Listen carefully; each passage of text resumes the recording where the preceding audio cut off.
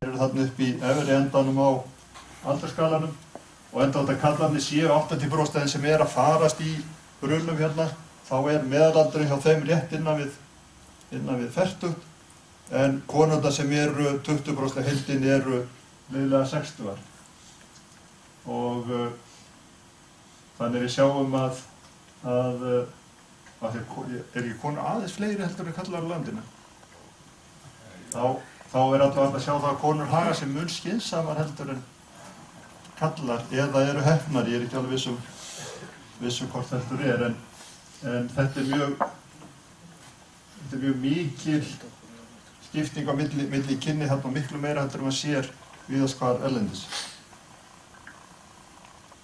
Og banaslysin sem við höfum verið, og þá erum náttúrulega með alveg línuna frá 79, þá sjáum við þetta og búið að heimfæra þetta yfir á notkunarflokkana eins og við erum með í byggingarreglugerðinni í dag. Það sem að notkunarflokkur 1 þetta almenna atvinnuhúsnæði, þá sjáum við að þar hefur aðeins orðið slys. Í notkunarflokki 2, þar sem við erum með tiltölulega stífar reglur brunavarnir, þá hefur ekkert slys orðið á þessum tíma og það sjálfsögðu reglunum að þakka. Vegna þess að þær eru stífar og góðar og ekkert endilega ávísun það að við eigum að slaka á þeim til þess að fara að fá fólk í þennan hóp líka. Þannig að við getum sagt að þær sé að virka. Svo sjáum við þarna í notkunarflokki 3, það þar sem að öll slysin verða. Og í byggingarreglugerðinni sem kom út núna síðast, þá var gerð smá tilraun til þess að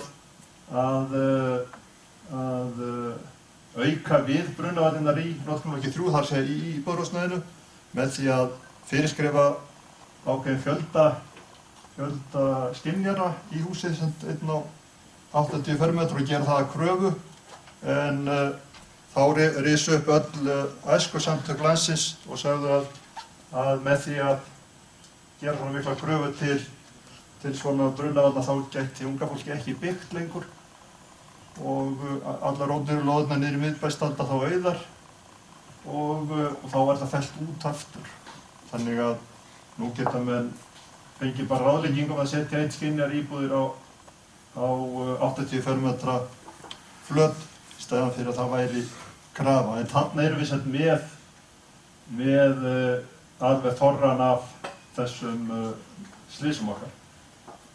Og svo sjáum við að það í hótel og gistöðum örlítið, síðan hefur þessi hópur sem þetta í notkunarflokki 5, sem sjúkrahús, íbúðir aldraðra og slíkt, hann hefur farið hlutfallslega stækkandi og síðan höfum við verið með slys líka í fangelsum og lokuðum deildum sem í notkunarflokki 6.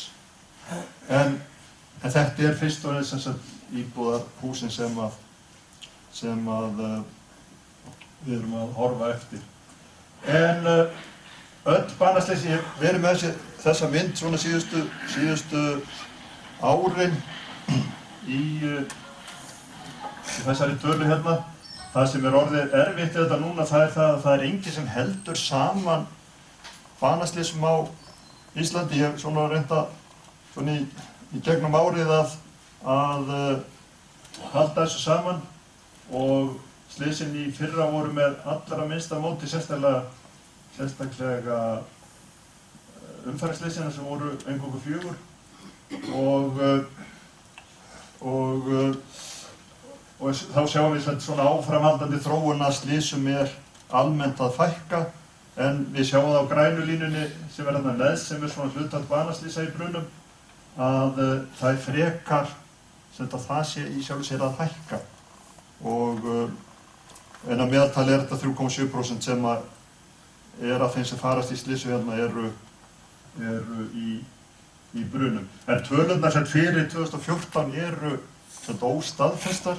Maður sér þetta eiginlega fyrir en Landsbjörg gefur út árbókina sína svona á vordögum, en mér tókst ekki hvorki árið eða fyrra að herja þessar tölur út úr þeim fyrir þessa tölu hér og þess að hægt að taka þetta saman. og ef maður flettir upp á slysaskráni hjá landlækni þá eru þau að komast sem sagt núna hrun. Þannig að þetta er ekki alveg nýjustu tölur sem maður fær þaðan. En slysin samt sem áður, ég skráði hjá mér einhver 16 eða 17 slys í fyrra. En þessar tölur fara sem sagt lækkandi sem að maður sér ekki mjög mikið tendensi hjá svona þeim þjóðum sem við erum mikið að bera okkur saman við.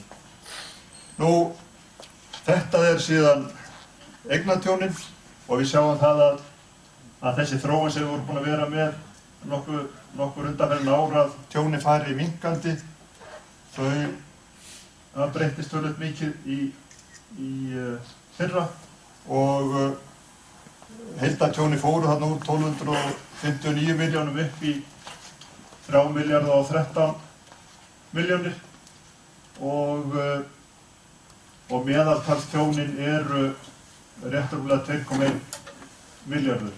Þannig við sjáum að þarna verður verulegt stökk og þetta er fyrst og fremst náttúrulega brunnin í Skeifunni sem er með rétt tæp 60% af öllum tjónum á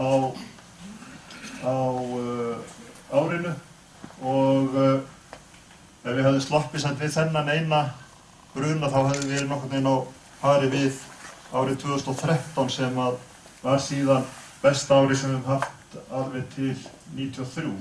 En þarna kemur sem verulegt stökk í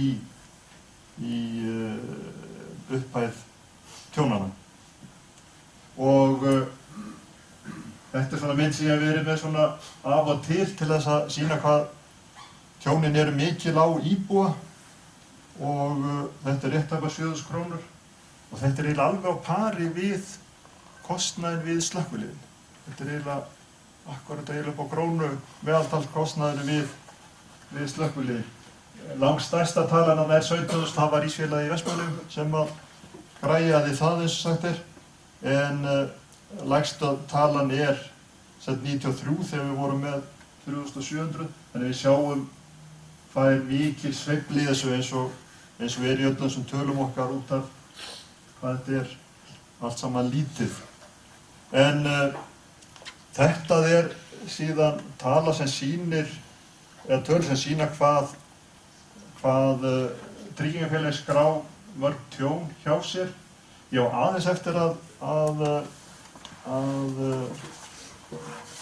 hefla þessa tölu til síðan í fyrra því að það er aðeins af tölum inn í þessu sem að ekki er brunatjón í mannvirkjum. En við sjáum það að fyrir utan árið 2000-2014 þá hafa tjónaupphæðirnar verið rétt í kringum 1,5 milljón, svona meðaltals tjónin. Þannig að þessar tölur eru allar gerðar á sama grunni, þetta er bara fjöldi tjóna sem tryggingafélögin gefa upp að þeir verði fyrir. Og það er eins og við sjáum tölur sveifla í því líka. Þetta er svona mynd sem við höfum getað notað alltaf á félag okkar hjá tryggingafélögunum til þess að útskýra okkur við sjáum hraðlækkandi iðgjöld á brunatryggingum. Og nema þeir fá ágætisvopn þarna fyrir 2014 að þeir eru ekki í bransanum frá viku til viku heldur á langtíma hlaupi, þá kom alltaf svona toppar sem þeir þurfa að eiga þegar að safna í fyrir góðárinu. Við sjáum hvað Skeifubruni hefur mikil áhrif á allar þessar tölur okkar. En eins og kemur fram hérna efst uppi þá erum við hérna að bera saman í raun og bara tjónin sem eru bæði á fasteignu, lausafé og rekstri og öllum tjónum sem tryggingafélögin verða fyrir. Við berum þetta einhverjum saman við bara matsupphæðir á fasteignunum sjálfum því að við höfum ekki upplýsingar stofnin fyrir rekstrartryggingar, lausafétryggingar og slíkt. En þetta er líka gert á á sama grunni þannig að þær eiga að vera svona nokkuð sambærilegar og aftur sjáum við þessar miklu sveiflur. Nú, það hefur verið þannig til langs tíma að það er ákveðin bæjarfélög, sveitarfélög sem að sjáum alla stærstu bruna á hverju ári. Við erum ábyggilega eftir Vestmannaeyjum, þeir hafa verið mjög duglegir við þetta. Akranes var í fyrra, síðan hafði Sandgerði og Suðurnesjamenn verið duglegir. Árborg hafði tekið að sér nokkur ár. Það verða nokkrir stórir, eða svona millistórir brunar og þeir verðast allir hitt á sama sveitarfélagið. Og fyrir árið 2014 þá sá Reykjavík þetta. Það var eiginlega ekkert hirðandi að öðrum brunum utan Reykjavíkur. Svona sem voru eitthvað svona, eins og maður segir, almennilegir. En svona eftir aftur tölunum frá Tryggingafélaginu þá Skeifunn alltaf langsamlega stærsti brunin, síðan er brunin þarna í Dugguvogi sem var athyglisverður fyrir margt. Þetta væri ekki nefnilega bara ísingin á planinu þar sem slökkvilið var að reyna að fóta sig. Það var svona, það má náttúrulega ekki segja að það hafi verið kostulegt, en það var mjög áhugavert að sjá það að það var svo hált á planinu að það fyrir utan að þeir stóðu ekki. Það var bara glæra ís og það var bara verulega til vandræða ísingin hana. Þannig að það er búið að setja inn í byggingarreglugerð núna að það eigi að vera snjóbræðsla í öllum plönum við húsin geta hugsanlega brunni. Við erum alltaf að læra af reynslunni. En þetta var svona áhugavert að sjá þetta að þessu leyti til. Og síðan var náttúrulega Skeifubruninn og Hvalasafnið sem varð í raun og veru lygilega dýr bruni, svona miðað við það að þegar ég var að leita myndum af brunanum svona á blöðunum, þá var mynd af húsinu og svona, en það var engin reyndur að sjá. Þannig að það var ekki neins svona action, þannig ég fann bara mynd þarna einhverjum bláum hval og setti það til í staði. En þetta voru stærstu brunarnir, það voru nokkri sem voru þarna rétt á eftir Hvalasafninu. En bruninn í Skeifunni, þarna í Hvönn verður gert betur grein fyrir hérna á eftir, en þetta er sem stærsti tjón sem við fengið frá árinu 2000 og þetta er sá bruni sem maður hefur fengið sem langsamlega flesta eins og maður kalla svona tjónþola. Það eru 452 tjón skrifuð á þennan bruna og það er 35% af öllum tjónum sem urðu á landinu, sett í fjölda og þannig að þessu leyti til þetta mjög áhugaverður bruni og stærðargráðan á tjóninu alveg sambærilegu við svona einna þekktasta stóra brunan og einhvern óþekktasta stóra brunan.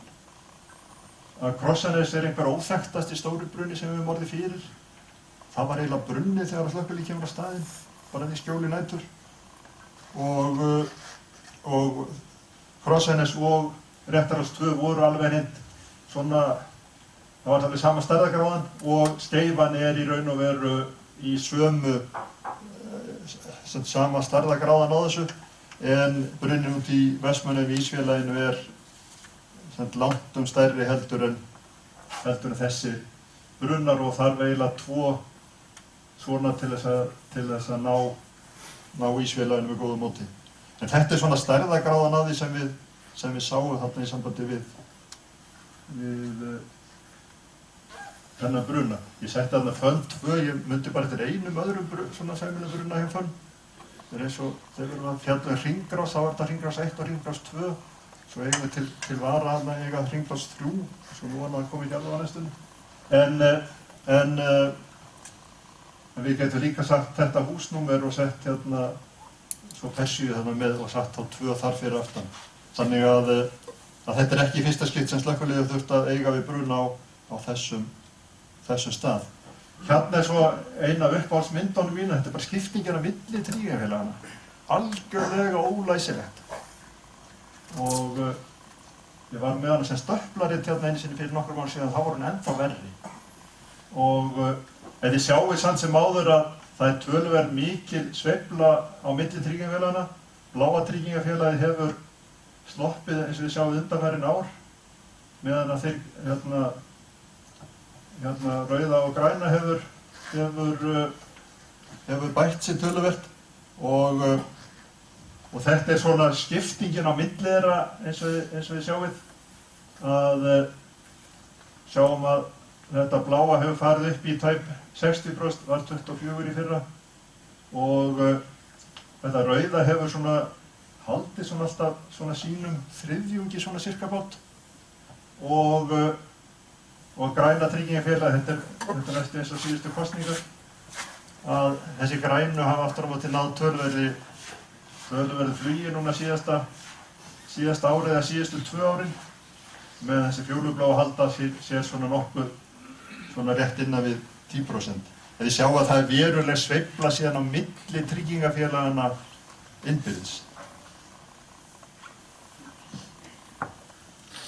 Nú, þegar við tökum útköllin sem að slökkviliðin verða fyrir og eru skráð inn í útkallsskýrslugrunnin og eru skráð af þeim gæðum að það er hægt að nota þessar tölur og þetta er í raun og veru, nú vantar alveg Kristján til þess að muna hvað settir inn 6 tryggingafélög sem slökkvilið sem er að skrá þarna inn svona að einhverju viti og sem þorrinn af tölunum er hérna frá SOS og hérna sjáum við í raun og veru að það er notkunarflokkur 3 sett íbúðarhúsin sem eru langsamlega stærst og þetta er sem sagt útköll sem við skráð sem bruni í byggingum. Þetta er ekki tekið þegar þeir eru að fara í einhverja aðra annars konar útköll og þetta er sem bara fjöldi útkalla sem að þarna koma fram. Þetta eru eitthvað 175 stykki og þá sjáum við að notkunarflokkur 1 og 2 eru með 27 og 24 og svo 103 í notkunarflokki 3, síðan eru notkunarflokkur 4 og 5 tiltölulega fá útköll og það var ekkert útkallan sem var hægt að skrá í notkunarflokk 6. Ekki sem að sá og síðan var aftur á móti sett óskráð eða það sem var merkt í annað, það voru 9 útköll. Þannig að þarna sjáum við aftur að það eru íbúðarhúsin sem að skera sig alveg úr og rúmlega helmingurinn af þessu eru fjöleignahúsin. Þau eru stærst, síðan er þarna rauða skrifanan sem er 29 stykki eru einbýlishús og raðhús og svo sjáum við að sumarhús eru þarna 8. Við sjáum hvað í raun og veru sumarhúsin eru hlutfallslega stór miðað við íbúðarhúsin því að það er ekki hérna, Kristján, er ekki árborgartölur inni í þessu? Er það ekki inni í þessu? Ok, þetta var sett, því að þessi svæði sem hérna eru, þetta er ekki ráðandi sumarhúsasvæði. Þetta er Reykjavík, þetta er, nú var ég næstum búinn að segja Keflavík, en það var vist ekki. Þarna, já, Akureyri, Langanesbyggð, Sauðárkrókur. Þannig að þetta er ekki sem sagt stóru sumarhúsasvæðin okkar sem eru þarna, en samt sjáum við að það er mjög áberandi hvað sumarhúsin eru stór miðað við þetta. Og undir sumarhús er ekki skráð allar íbúðir stéttarfélaga hérna í Reykjavík. Það er bara flokkað sem íbúðarhús. Og síðan þegar maður kemur með þarna ætluð eldsupptök og þetta er það sem að slökkviliðin skrá inn í grunninn, þá er óþægilega stór þarna sem er annað og óskráð. Það er allskyns svona það sem er kannski einn bruni af einhverjum tegundum, einhvern veginn eins og Gufubaði minni mig. En við sjáum til dæmis, og maður veit í raun og ekkert alveg hvort það er rafmagn eða hvað það er, en af þessum svona formlega skráðu brunum, þá sjáum við að rafbúnaðurinn er algjörlega ráðandi. Þarna eru 67 af því, svo eru brunar sem eru skráðir sem eldfimu vökvar og svona, sem ég heimfærði inn að það sama, 5 í Sorpi, 11 í úthlið hús, en svo eru 12 í eldstæðum og þetta er ekki sem olíukyndingar sem við erum talað þarna, þannig að það þyrfti kannski að fara að því ég var að segja ykkur frá því að það væri búið ákveða með snjóbræðsluna í öllum plönum, þá væri kannski verið ástæð til þess að fara að endurvekja þessa sem eru í kjólfötunum með pípuhattinn. Ég er ekki að tala um frímúrarana eða svoleiðis, heldur sótarana. Það þyrfti kannski að fara að skoða betur þessi eldstæði sem við erum að fá, og ég skráði þetta svolítið hjá mér svona þegar maður heyrir af þessum brunum, og þá er þetta ótrúlega oft þar sem skorsteinninn eða reykháfurinn er að fara út í gegnum þakið, að það menn eru að setja illa og óeinóbru reykrur í gegnum þökin og klæða svo timbur og svo í stóti alveg að. Í gömlu brunarreglugerðinni sem má margt læra af, sem kom út 1908, þar er þetta bannað. Þetta hefur aldrei verið leyft eftir það og öll þessi hús sem brunnu út frá eldstæðum eru yngri eftir 1908. Þannig að þarna er sem sagt, þegar maður fer að rýna í þessar tölur, hægt að sjá að eru hlutir sem þarf að kíkka eftir í raun og veru þetta með eldstæðin. Og ef við horfum síðan á rafmagnið, þá sjáum við að eldavélar eru sem sagt, algjörlega ráðandi. Ég sá ekki í þessum tölum neitt tilfelli þar sem var skráð sérstaklega að þetta væri bilun í raflögnunum sem slíku. Rafvirkjarnir verða sem sagt gert almennilega, en svo kemur almenningur og fer að tengja eitthvað við þetta og þá fer þetta bara að verða svolítið vitlaust. Ef við sjáum eldavélarnar þarna eru 43 stykki og ýmiss konar annar búnaður er þarna 17. Sjónvörpin eru bara orðin 1 af þessum tilfellum og við getum kannski þakkað flaggskjánum fyrir þetta og við sjáum að þurrkarar þvottavélar, þetta er 1 stykki það eru 3 þvottavélar og 2 út frá lýsingu. Þannig að eldavélarnar og röng notkun eldavéla er alveg ráðandi í þessu.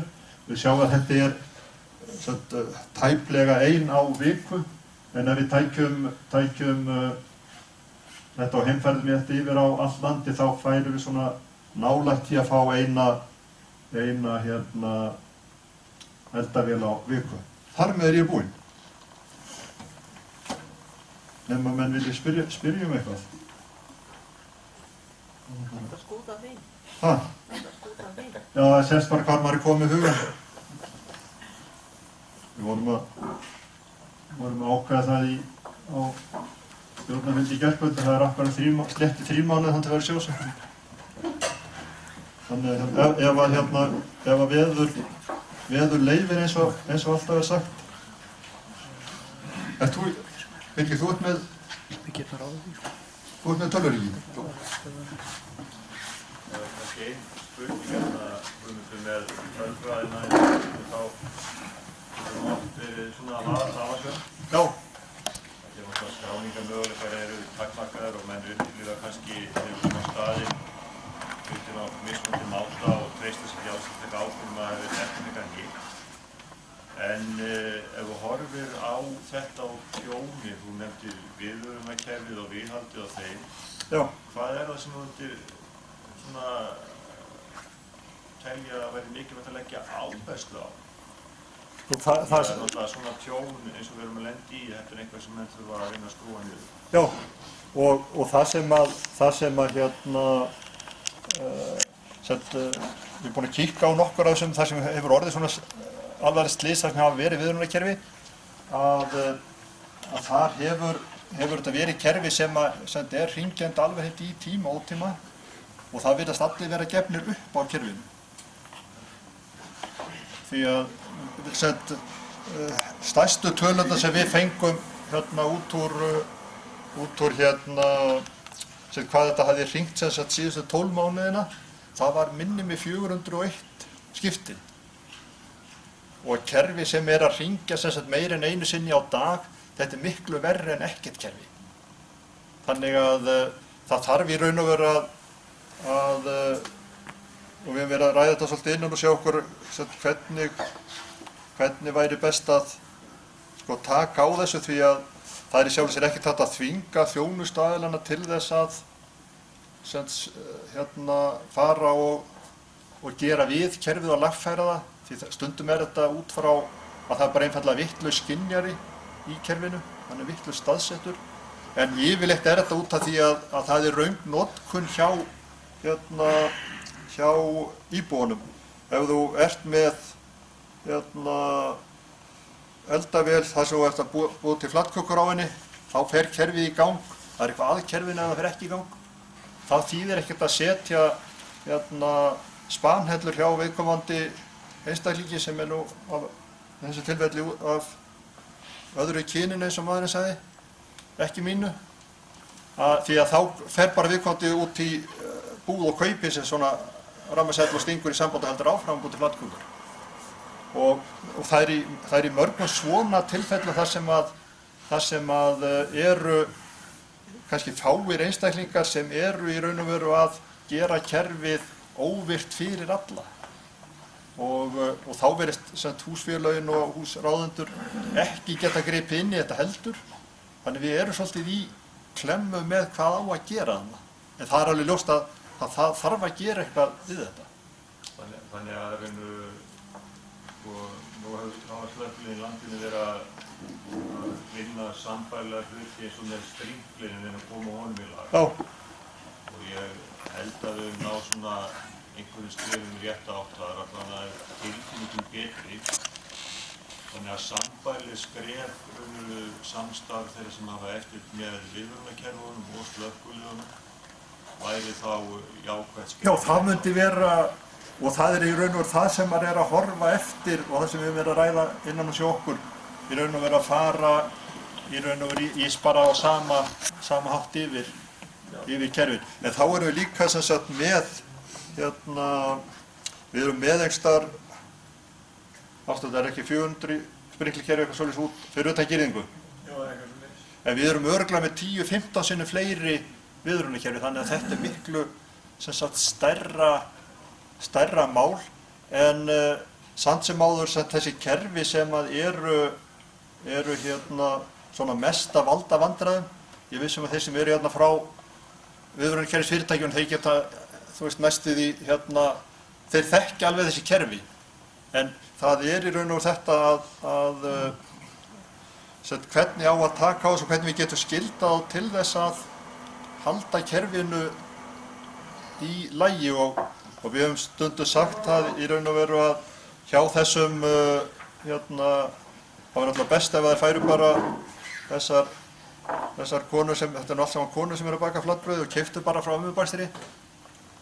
En til vara þá væri í raun og veru hægt að setja bara hreinlega hitaskynjari hjá þessum einstaklingum sem sagt á meðan á þessu stendur. Þetta er svona eins og hjá okkur öllum deyjandi vandamál. Og